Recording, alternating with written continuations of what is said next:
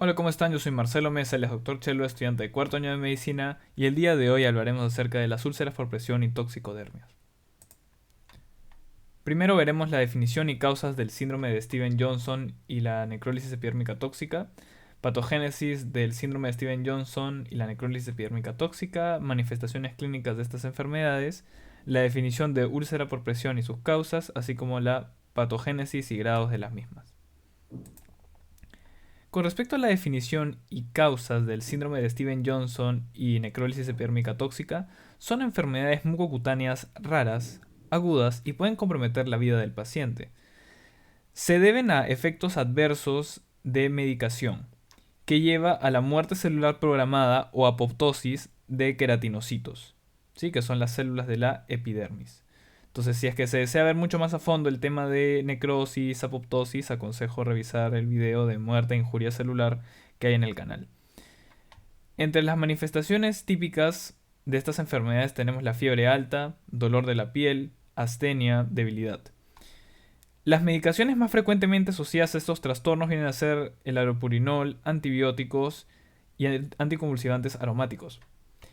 En esta tabla encontramos toda la lista de medicaciones que pueden generar estos trastornos. Tenemos, como he mencionado, ¿no? El allopurinol, aminopenicilinas, algunas drogas antirretrovirales, carbamazepinas, cefalosporinas, el piroxicam, quinolonas, etc. Ahora hablaremos de la patogénesis. Así que, como había mencionado, estas enfermedades se producen como efecto adverso de la medicación. Así que siempre consideremos que lo primero que pasó es que el paciente ingirió el fármaco y el mismo fármaco o la generación de sus metabolitos a nivel de la circulación sistémica genera una serie de interacciones entre las células del epidermis, que vienen a ser los queratinocitos, y las células del sistema inmunitario. Con respecto a los queratinocitos, tenemos que se favorecerá la expresión del Fas ligando. El Fas ligando es un receptor de membrana muy importante que al unirse con el Fas, que generalmente lo expresa un linfocito T citotóxico, se estimula la apoptosis de queratinocitos por vía extrínseca. Luego también puede ocurrir la presentación del fármaco por células presentadoras de antígenos, como las células de Langerhans, las células dendríticas. Y esto será presentado a los linfocitos T, que se van a especializar en linfocitos T citotóxicos CD8, que igualmente por fomentar la apoptosis por la vía extrínseca favorecerán la apoptosis de queratinocitos. Luego también se llevarán a cabo respuestas por monocitos, células natural killer, linfocitos T citotóxicos y puede haber producción, por ejemplo, de granulicina, que igualmente estimulará la apoptosis de queratinocitos. Esto es lo mismo, solamente que en un gráfico, en una imagen. Así que tenemos lo primero, ¿no? Se promueve la ingesta del fármaco, se forma una serie de metabolitos o el mismo fármaco genera estas interacciones en los queratinocitos o células del sistema inmunitario. Entonces, queratinocitos, tenemos mayor expresión del Fas ligando. Entonces se favorece la apoptosis. Igualmente, si es que es presentado por una célula presentadora de antígenos a los linfocitos T, se forman linfocitos T citotóxicos CD8 que van a mediar la apoptosis de los queratinocitos. Igualmente, pueden llevar a cabo respuestas por monocitos o otras células inmunitarias, como las células natural killer, que van a igualmente mediar la apoptosis de queratinocitos. Por ende, ¿qué consecuencias tenemos por la apoptosis de queratinocitos? Habrá la formación de ampollas o bulas, es lo mismo, ampollas y bulas, donde estas podrán romperse fácilmente y pueden generar el desprendimiento de la epidermis de la dermis. ¿Correcto? Entonces ahí veremos qué lesiones se van a formar.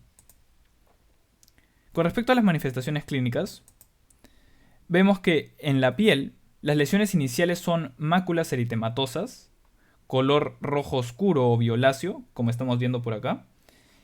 Son de bordes irregulares y tienden a confluir, es decir, formar manchas. Estas suelen aparecer primero a nivel del tronco y luego se esparcen al cuello, cara y extremidades. En el caso de las lesiones avanzadas, tenemos que la separación de la dermis de la epidermis genera la formación de las bulas o ampollas, como he mencionado, subepidérmicas. Es decir, va a haber una acumulación de líquido justo por debajo de la epidermis y eso formará las ampollas o bulas. ¿Qué signos podremos encontrar en el examen físico? Encontraremos el signo de Nikolsky positivo, que consiste de cuando nosotros ejercemos una fuerza tangencial con un dedo en zonas eritematosas de la piel, vamos a generar la separación de la epidermis de la dermis, ¿correcto? Algo así, como consecuencia se formaría algo así, ¿no? Como se muestra en la imagen. Por ejemplo, acá vemos el desprendimiento de la epidermis de la dermis y por ende queda toda la dermis expuesta y vemos que es de color rojo y puede haber incluso un gran sangrado.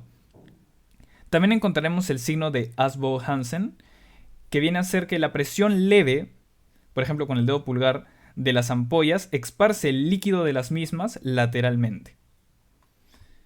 ¿Qué otros hallazgos podremos encontrar en estos pacientes? Podremos ver escozor en los ojos, odinofagia, es decir, dolor al deglutir, disfagia, dificultad para deglutir, linfadenopatías, fiebre, hepatitis, citopenias. También podremos encontrar eritema y erosiones en la mucosa bucal, oral, genital y la afección del epitelio respiratorio.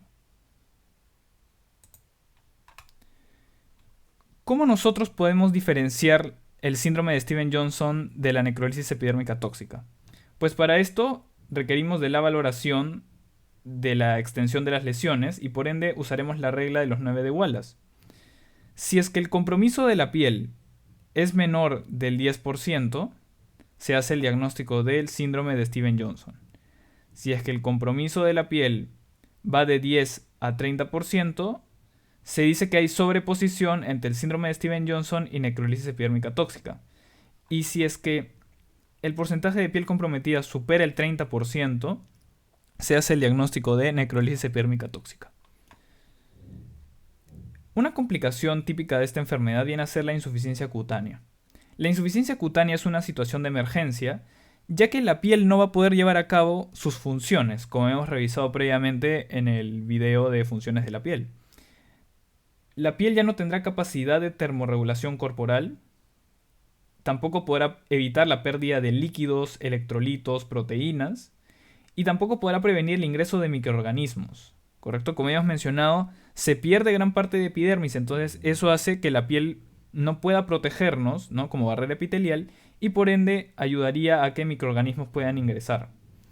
Así que para el tratamiento se debe considerar muchas veces retirar primero el fármaco que generó todo el cuadro. Habría que hidratar y nutrir adecuadamente al paciente y brindarle una cobertura antibiótica en caso presente infecciones. Ahora hablaremos de las úlceras por presión. Las úlceras por presión son causadas por una gran presión de los tejidos blandos comprimidos entre una prominencia ósea y la superficie externa. ¿Qué pacientes suelen desarrollar úlceras por presión? Típicamente aquellos que están postrados por mucho tiempo, por ejemplo pacientes que han tenido un accidente cerebrovascular o están en coma, inmovilizados, etc. Por ende, esto lo que puede generar es que van a haber ciertas zonas que tienen prominencias óseas, entonces favorece que la piel y los vasos sanguíneos que hay a nivel del tejido celular subcutáneo y la dermis se compriman y por lo tanto habrá isquemia de esa zona. Y por ende se favorece la presencia de úlceras por presión. ¿Dónde es más común que éstas se formen? A nivel del sacro, ¿correcto? A nivel de esta zona, que corresponde a la columna vertebral. Las tuberosidades isquiáticas, que forman parte del isquion. El trocánter mayor, que forma parte del hueso fémur.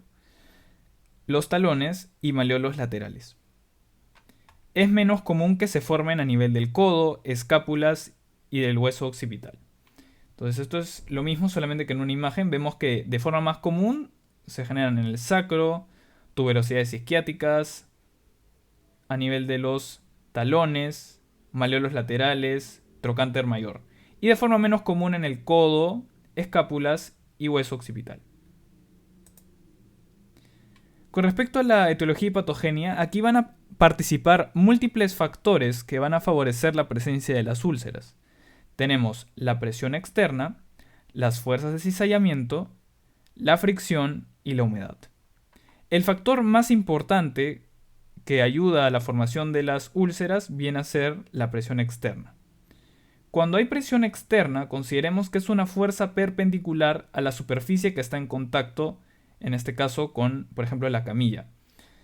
Entonces, habrá compresión de vasos sanguíneos a nivel de la piel y tejido celular subcutáneo, por ende habrá la muerte celular por isquemia y la formación de las úlceras. Luego aquí tenemos la fricción.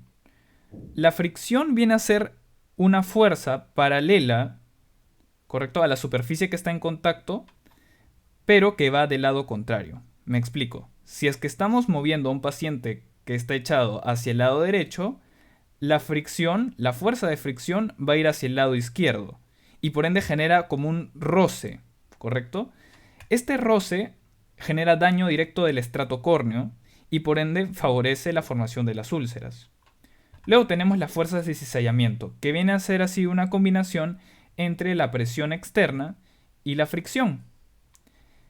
En sí, las fuerzas de cizallamiento lo que van a generar es un pinzamiento de los vasos sanguíneos. Entonces, esto típicamente ocurre en los pacientes que están semisentados o en posición de Fowler. Así que como hay este fenómeno de pinzamiento de los vasos sanguíneos, pues estos se van a comprimir y generar la muerte celular por isquemia a ese nivel y la formación de las úlceras. También va a participar el factor de humedad. Típicamente por sudor, puede ser por transpiración, ¿no? O como consecuencia de la fiebre. También, en caso estos pacientes no tengan un control visceral adecuado o usen pañal, puede ser por el contacto constante de la piel con orina o heces. Y por ende, fomenta la formación de las úlceras.